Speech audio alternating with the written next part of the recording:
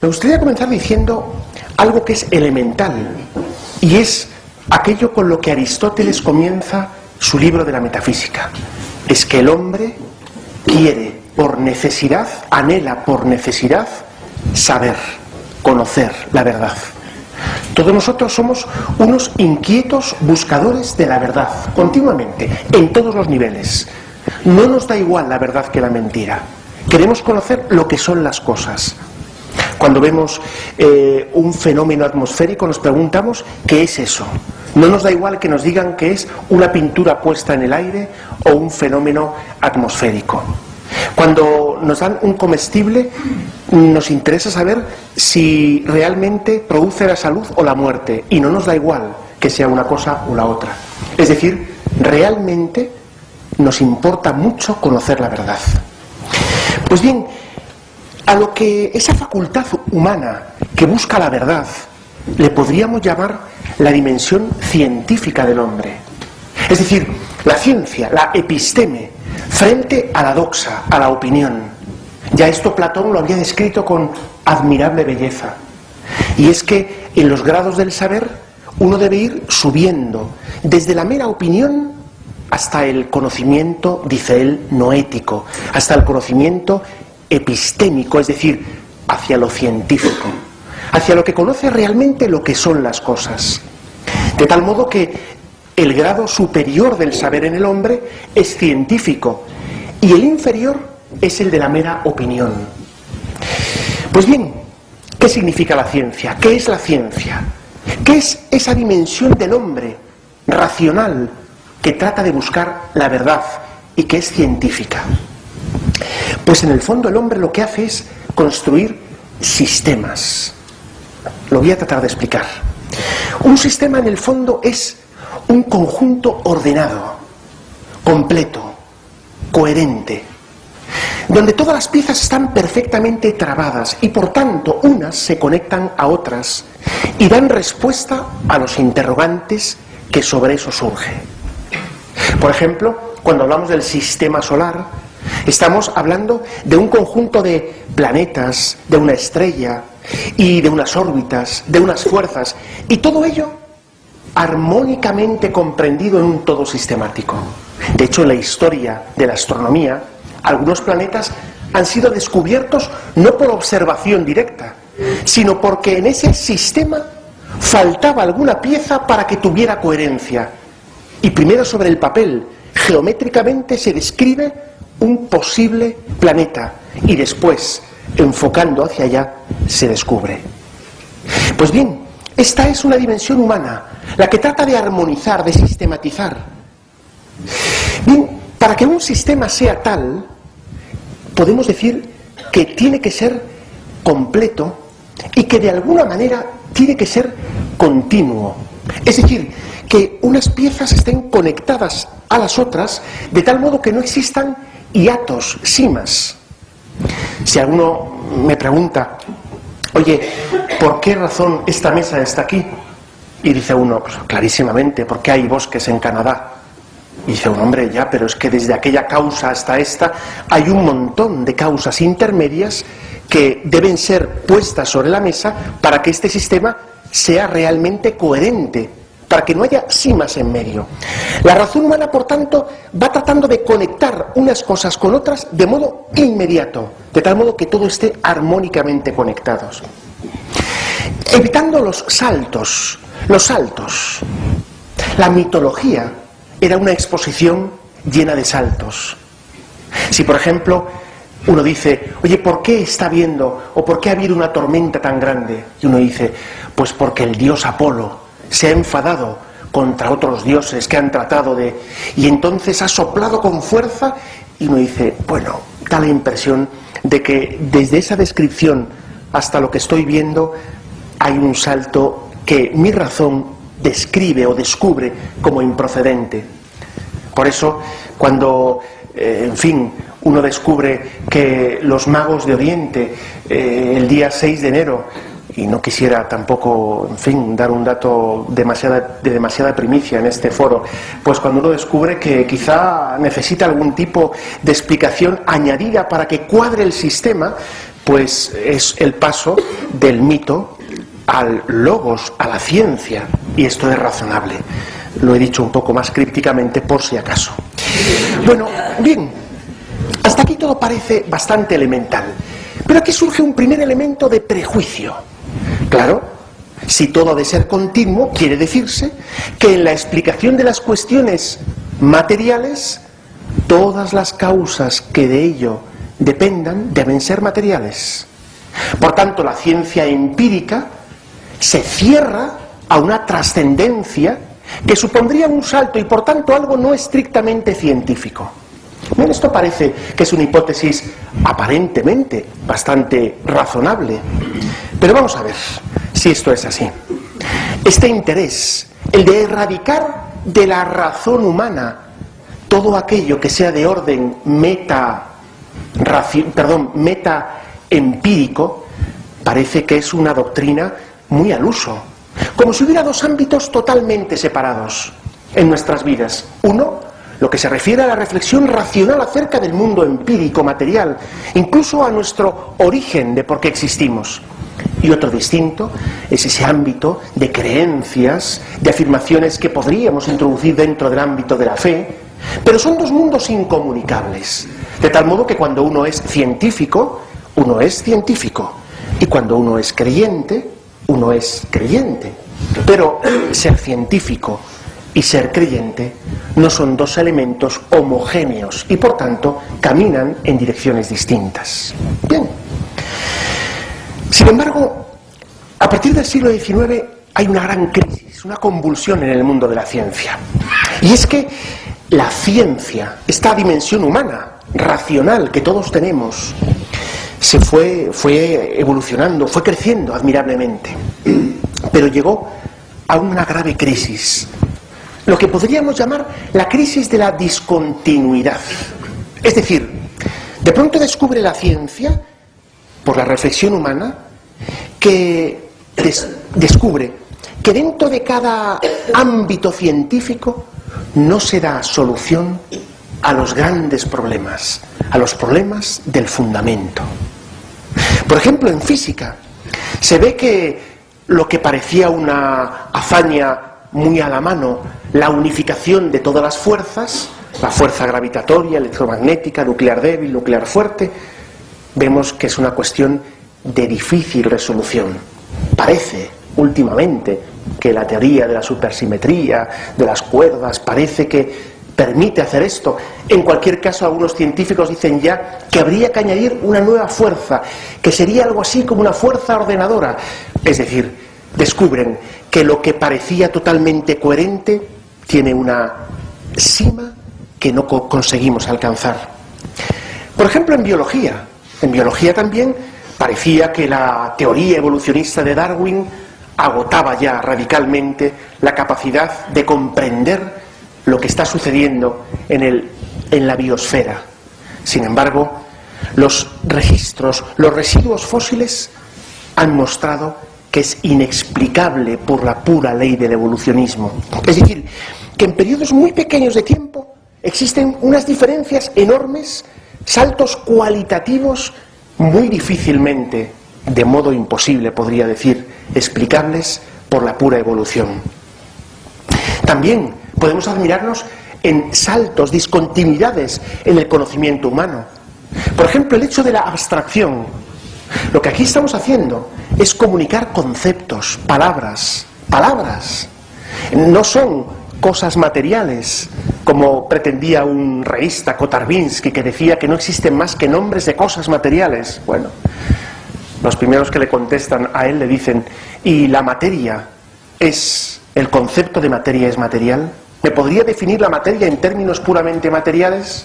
En fin, es mejor no seguir por este camino.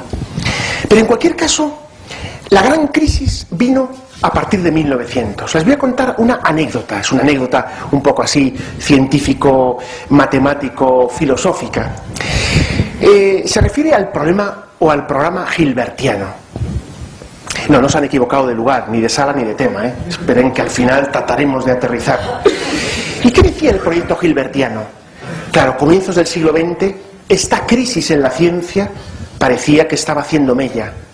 que la ciencia no sea completa, que la ciencia no sea capaz de abarcarlo todo, que la razón humana no es capaz de agotarlo todo con su propia fuerza. Pues Hilbert en 1900 convoca un congreso en París con una intención. Lleva allí a los mejores investigadores en el ámbito de la lógica, de la epistemología, de la matemática. Su intención es elaborar un sistema axiomático, por tanto racional, según se entendía la razón humana, que tratara de acabar con esta crisis de la ciencia y que pudiera dar explicación de todo. ¿Cuántas veces se nos ha dicho, esto está dicho con rigor matemático, como si fuera la máxima expresión del rigor? Tamaño error. Pues bien, esto era el sueño del racionalismo. ¿Qué significa racionalismo? La pretensión de que la razón humana sea absoluta, lo pueda entender todo, pueda agotar la realidad, la razón humana. Sin embargo, tiempo después se reúnen de nuevo los investigadores en cuestión y llegan a una terrible conclusión. No solamente no han podido elaborar ese sistema axiomático totalmente completo, sino que algunos han demostrado de un modo formal, por tanto lógico, que es imposible. Bien, el salto es enorme. No es lo mismo decir no sé si se puede hacer o no he conseguido hacerlo, sino he demostrado que no se puede hacer. Y aquí están tres grandes teoremas que seguramente más de uno ha escuchado. Teorema de Gödel, el teorema de Levenheim-Skolem, teorema de Church. ¿Qué dicen estos teoremas? Bueno, si se lo explicara aquí ahora de modo técnico, creo que conseguiría vaciar la sala en poquísimo tiempo. Por tanto, como no pretendo eso, sino todo lo contrario, lo voy a decir de un modo algo más divulgativo. En Román Paladino, lo que explican estos teoremas, que están elaborados en una parcela de la lógica matemática un poquito más compleja de lo habitual, es la lógica de predicados de orden superior. No es por tanto la lógica habitual, la lógica de enunciados, la que se estudia en cualquier, psicología o en bachillerato. ¿Qué explican estos teoremas? Algo increíble. Es que la fórmula que demuestra la coherencia de un sistema racional no pertenece a ese sistema racional. Es decir, que para fundamentar una ciencia he de salirme de ella porque su fundamento no pertenece. De tal modo, y perdonen por esta lluvia de conceptos, que es imposible que un sistema axiomático tenga dentro de sí tres propiedades. Tres que son las propiedades de lo que se entendía lo científico. Que sea completo, es decir, que dé explicación de todo lo que existe. Que sea consistente, es decir, que no tenga contradicción. Y que sea decidible, y es que cualquiera de las afirmaciones anteriormente expuestas son definibles o son probables, demostrables por el resto. Lo que se demuestra es que si se quiere que sea consistente y decidible, no es completo. Dicho de otro modo, los fundamentos para demostrar la coherencia de todo sistema axiomático científico están fuera de ese sistema. De tal modo, por ejemplo, que para fundamentar la matemática necesito principios metamatemáticos, extramatemáticos. Y por eso la matemática no es ninguna ciencia exacta, sino que es exacta siempre y cuando ponga yo unos fundamentos que están más allá. Perdonen por este comienzo algo duro, pero creo que vamos a ir suavizando ya. Creo que hemos llegado a la cima de la complejidad, ahora ya bajamos, o sea que ya, tranquilo. Bueno, pues esta cuestión es muy importante. ¿Por qué es importante? Porque muestra algo respecto de la razón humana. Y es que la razón humana es grande cuando reconoce que tiene un límite. Es decir, que para fundamentar los principios de la propia razón humana, para que la razón humana sea consistente, necesita principios que están más allá de ella. Bien, esto es una transposición de lo anteriormente dicho de un modo, digamos, muy rápido, pero creo que se puede entender. Es decir, dicho de otro modo, la pretensión de una razón humana absoluta cayó por los suelos. De hecho, fíjense, ¿cuál fue la tentación de muchos de los racionalistas que vieron estas conclusiones científicas? Pues que el mundo es irracional. Pasaron del racionalismo al irracionalismo. Y es que los extremos se tocan. ¿Qué sería el racionalismo? Yo puedo entenderlo todo con mi razón. ¿Cuál es el irracionalismo? Todo es absurdo. No hay que buscar razones. No existe lo verdadero. Solo existe lo práctico. Es el pragmatismo. Miren, estos dos son dos elementos de crisis en la comprensión de la razón. Por un lado, la que la absolutiza. Yo puedo entenderlo todo con mis solas fuerzas racionales. Otra, la que la denigra hasta el extremo. La razón es absurda. No es cuestión de buscar lo verdadero, solo lo útil. En el primer caso, se produce una deificación del hombre. En el segundo caso, se produce un relativismo tremendo. Cada cual que busque su vida, lo que le es útil, lo que le es práctico, porque más allá no se puede ir.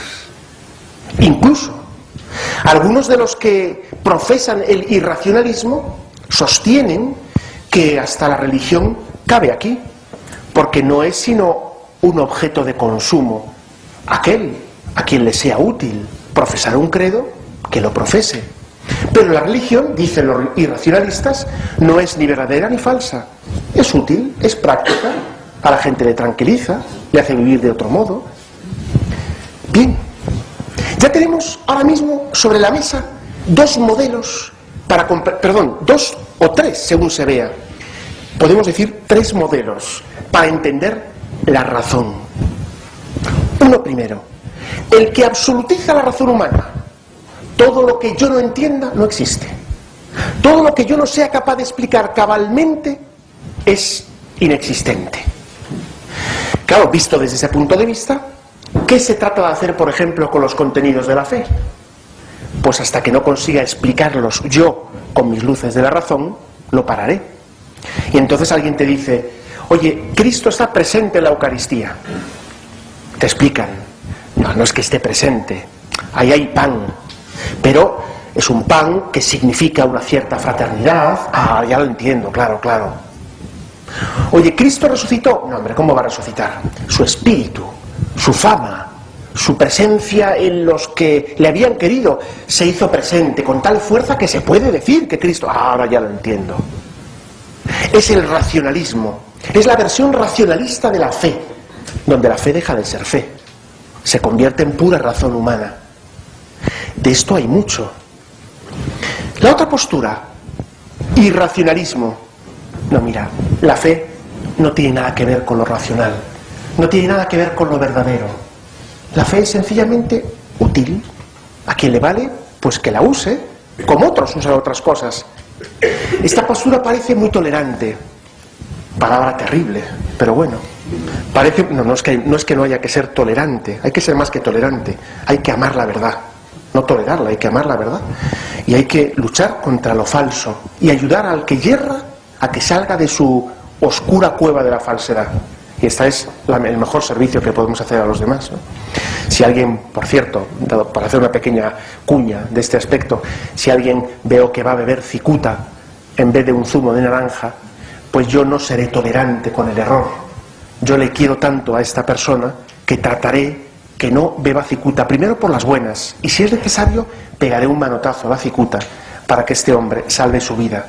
Porque la tolerancia se refiere siempre a las personas, no a los errores. Con los errores nunca hay que ser tolerante, hay que ser intolerante con la falsedad, hay que ser tolerante con el que yerra, que es distinto, ¿no? Bien, vaya, esto es una pequeña cuña publicitaria.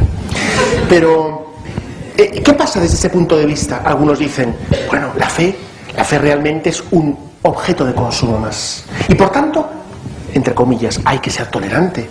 ¿Tú eres católico? Pues sé católico. Hay otro que es budista, que sea budista. Hay otro que es musulmán. Todo vale igual, porque dicen estos, al final son objetos de consumo para tu uso particular. No tiene que ver con la verdad o con la falsedad, tiene que ver solamente con tu bienestar particular. Bueno, esta postura es tremenda, es también atroz. Por cierto, decía Aristóteles una cosa muy interesante: los que profesan este tipo de doctrinas negando la verdad, lo dicen siempre en teoría, nunca en la práctica. Dice él, lo dicen siempre, dice él, in actu signato, no in actu exercito. Dicho de otro modo, cuando uno dice, no hombre, no, si es que todo da igual hasta que te afecta a tu bolsillo o a tu salud, donde ya no todo da igual, cuidado, Oye, ¿qué postura económica es la mejor? ¿Esta o esta? Hay que ser tolerante. Bueno, si va por ahí, te quedas sin un duro o sin un euro en tu cuenta. Pues oye, de ninguna manera, coge esta otra. ¿Por qué? Porque me afecta. Decía Aristóteles que es lo que le pasaba a Pirrón de Lea, que no creía en la verdad. Dice, sí, no cree en la verdad, pero cuando va de camino hacia Megara, ve un hoyo en la tierra y lo bordea. Como si no fuera lo mismo un agujero que un no agujero. Dice, es decir, que estos que teóricamente sostienen que todo da igual y que no existe la verdad, a la hora de la verdad sí que lo sostienen. Bien, cabe una tercera postura. La tercera postura es la de una razón distinta. Es la de una razón que no se cree absoluta. Es una razón que se sabe participando de una razón superior. Es una razón que reconoce sus límites. Mire, es que la razón tiene una gran habilidad, la razón humana. Es capaz de demostrar cosas que son. Es capaz de demostrar cosas que no son. Y es capaz de demostrar que hay cosas que yo no sé demostrar, pero que son demostrables. Esto nos pasa en la práctica de un modo muy ordinario. No sé de cuántos de los que están aquí son ingenieros aeronáuticos, pero si realmente uno se sube a un avión de estos transatlánticos, de estos grandes, se sube, lo mira desde fuera, te dicen lo que pesa y te dicen qué va a hacer a partir del momento que cierren las puertas. Yo no sé quién es capaz de demostrar sobre un papel que eso va a funcionar, pero ya nos metemos porque estamos acostumbrados. Pero que no somos capaces de demostrar que eso es así, vamos, para la mayoría de nosotros. Un ingeniero aeronáutico inmediatamente te hace las cuentas. ¿Qué es lo que pasa? Que lo que sí soy capaz es de demostrarme a mí mismo que hay gente que sí es capaz de demostrarlo. ¿Por qué no se cae este tejado que hay aquí arriba? Podría caerse. Bueno, porque yo sé que hay alguien que sí es capaz de demostrar que esto no se cae. Y por eso estamos aquí tranquilos, porque creemos en los ingenieros y creemos en los arquitectos. Es decir, que esto en la vida práctica sucede mucho. Pero ¿y por qué solo en la vida práctica? Por ejemplo, ¿por qué existe el mundo? ¿Por qué existe el mundo? Uno dirá, le veo venir. Nos va a hablar de la creación. Hombre, claro que voy a hablar de la creación. Dos posturas. Una, el mundo ha surgido por azar. ¿Alguno podría explicarme lo que es el azar? El azar. Miren, el azar es una de esas palabras, y si no, reto, con perdón, a quien sea, a que demuestre que no es así, una de esas palabras llenas de irracionalidad. Es una tapadera. No, perdón.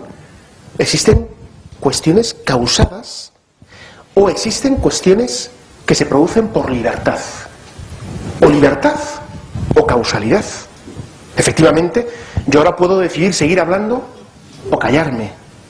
Esto lo decido por libertad y con libertad. Esto no es predecible. No es predecible. Que ustedes estén sentados aquí, más o menos predecible, pero cualquiera en cualquier momento puede levantarse e irse. ¿Por qué? Porque son libres ustedes. Yo no puedo demostrar cuántos van a quedar aquí dentro de 8 horas cuando acabe esta conferencia. No puedo demostrarlo, porque depende de su libertad. Pero hay cosas que sí son predecibles.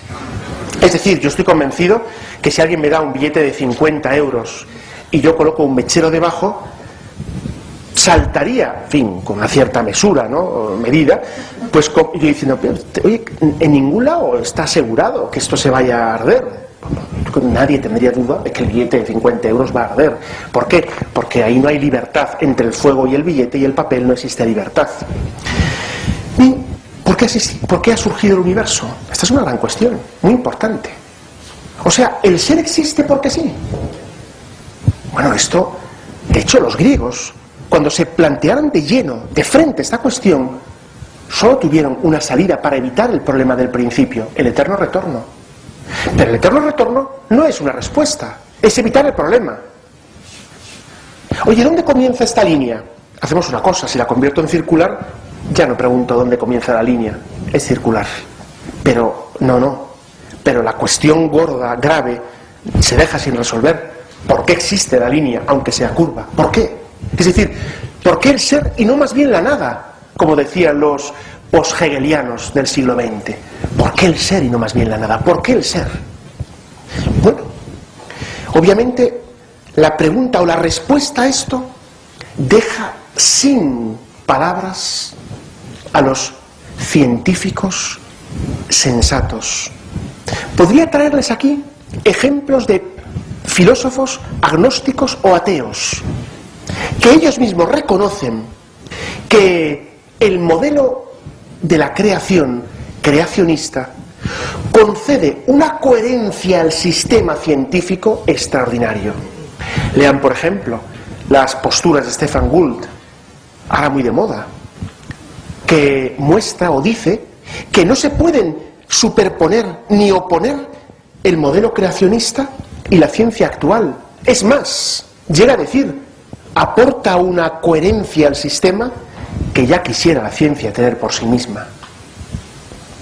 O por ejemplo, Sartre, que en un momento determinado afirma que, desde otro punto de vista, que es muy incómodo que Dios no exista. Dice él, el existencialismo es un humanismo.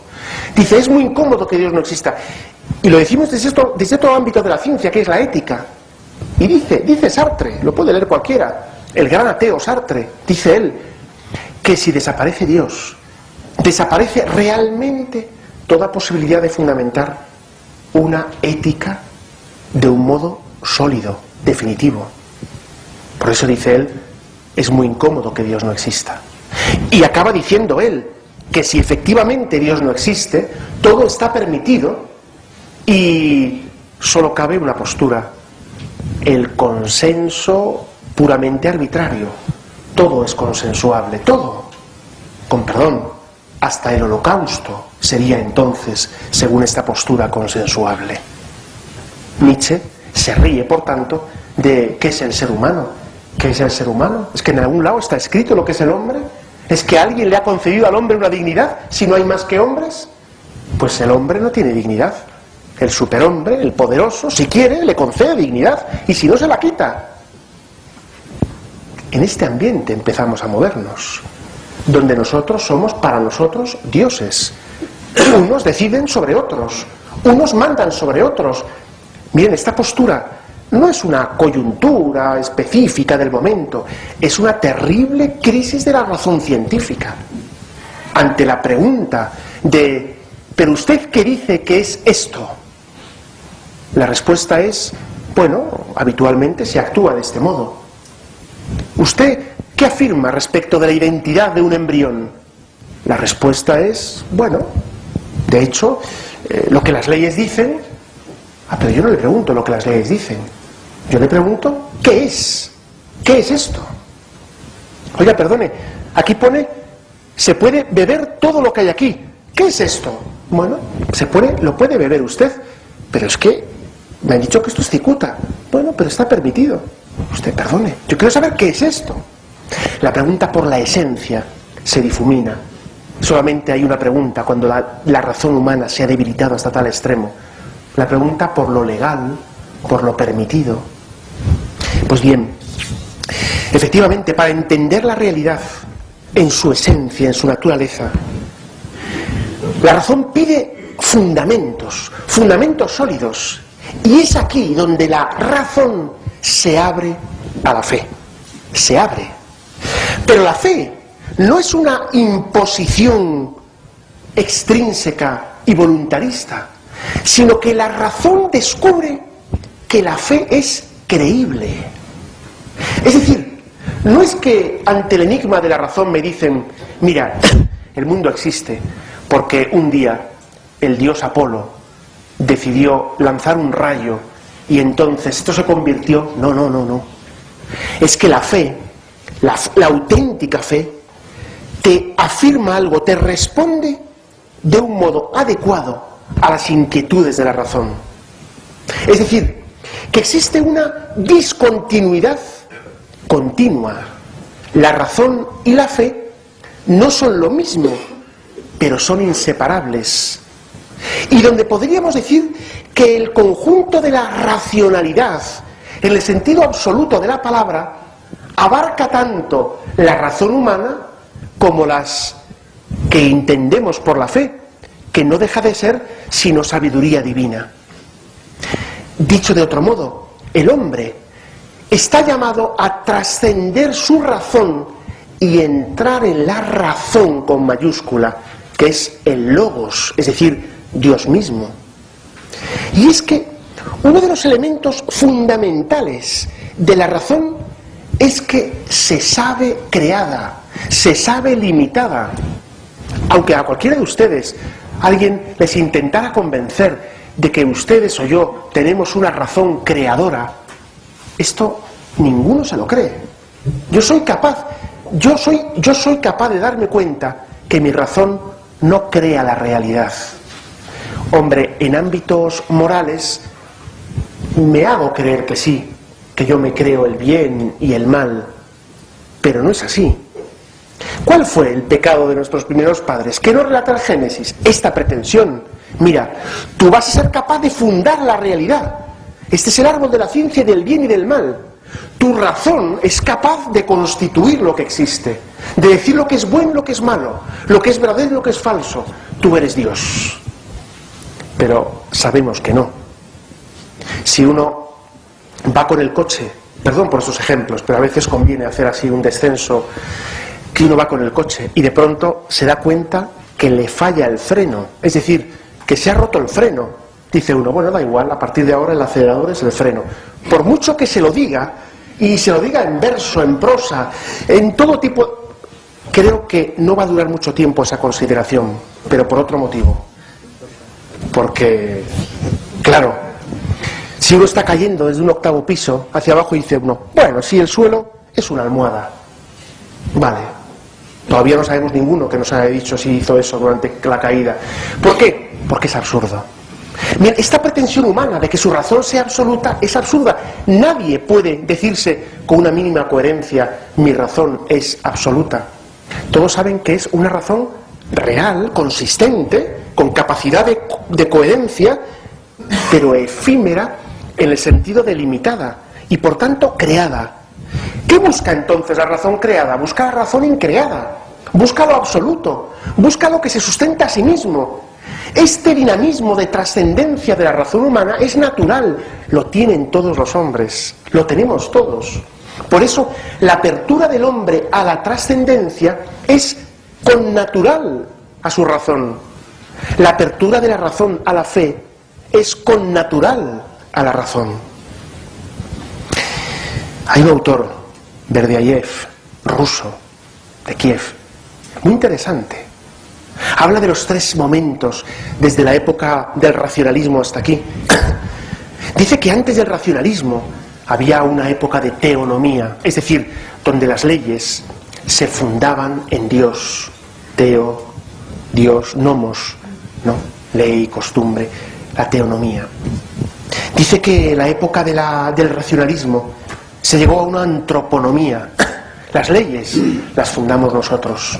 Somos nosotros dueños de las leyes. Para pasar, por último, a una entroponomía. Entropía, desorden, caos.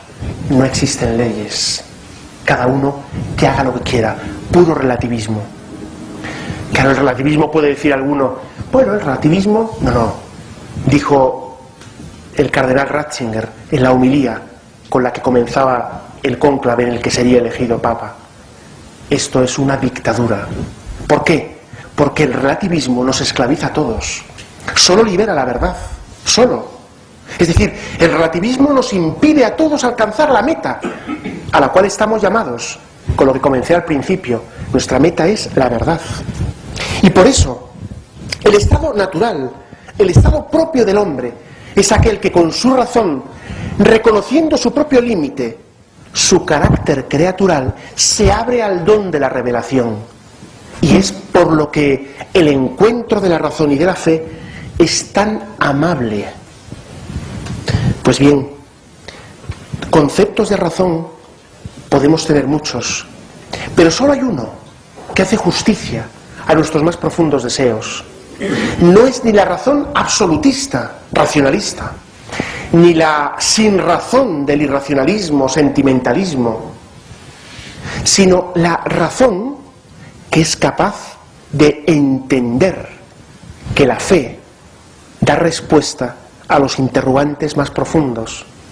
Por eso decía Juan Pablo II, la Fides et Ratio, que la fe y la razón son como dos alas, sin las cuales una u otra nos iríamos a pique. Razón sin fe, racionalismo. Mi razón pretende abarcarlo todo. Fe sin razón, fideísmo. Yo digo esto simplemente porque se me ha dicho. No. Es que es una belleza poder descubrir cómo con la razón uno descubre la razonabilidad de la fe. Hasta el misterio de la Santísima Trinidad tiene una bellísima razonabilidad, lo cual no significa que seamos capaces de agotar el misterio. La presencia de Cristo en la Eucaristía, uno puede descubrir cómo no es irracional que Cristo, la persona de Jesucristo, esté presente bajo las especies de pan y vino. Podemos metafísicamente mostrar su coherencia, aunque con ello no agote el misterio.